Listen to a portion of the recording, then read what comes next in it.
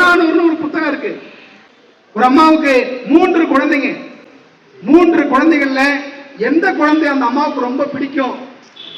உங்க வீட்டுல நீங்களே 3 குழந்தைங்க இருக்குன்னு வைங்களேன், எந்த குழந்தை அம்மாவுக்கு ரொம்ப பிடிக்கும்னு கேட்டா நீங்க என்ன பதில் சொல்லுவீங்க? 3 குழந்தையுமே பிடிக்கும் பதில் சொல்லிட்டான். ஒரு தம்பி அருமையா சொல்லிட்டான்.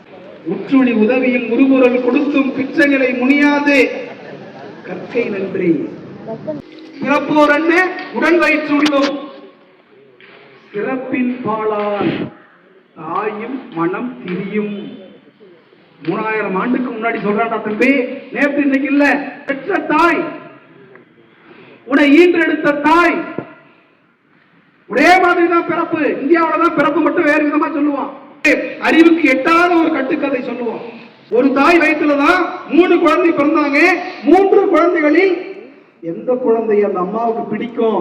மனம், தாயினுடைய மனம் எந்த சூழலையும் மாறாது. அப்படியான அம்மா தான் ஈன்றெடுத்த 3 குழந்தைகளில் எந்த குழந்தையை பெரிதும் நேசிக்கிறாள் என்றால் புறநானூறு சொல்லுகிறது, சிறப்பின் பாலால் தாயின் மனம் திரியும்.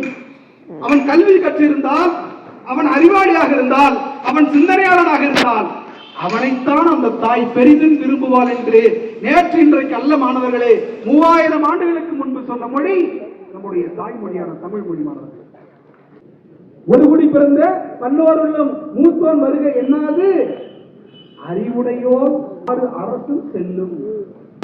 வயசுல பெரியன என்பதற்காகலாம் இங்கே காத்து கொண்டிருக்க மாட்டார்கள். இந்த சமூகம், இந்த உலகம் வயதில் பெரியவன், அப்புறம் பணத்தில் பெரியவன், நிறைய பணம் வச்சிருக்காரு, நிறைய மாடி வீடு கட்டியிருக்காரு, தங்கம் கிலோ கணக்கில் வச்சிருக்கிறாரு என்பதற்காகலாம் இந்த சமூகம் அவர்களை போற்றாது. நல்லடி நினைவில் வச்சுக்கோ.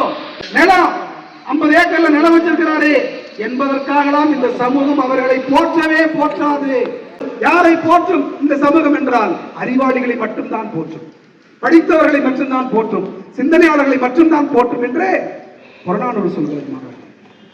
அப்போ ஒரு தாய் யாரை விரும்புறா? படித்தவர்களை விரும்புறாங்க. ஒரு சமூகம் யாரை விரும்புகிறது? படித்தவர்களை விரும்புகிறது.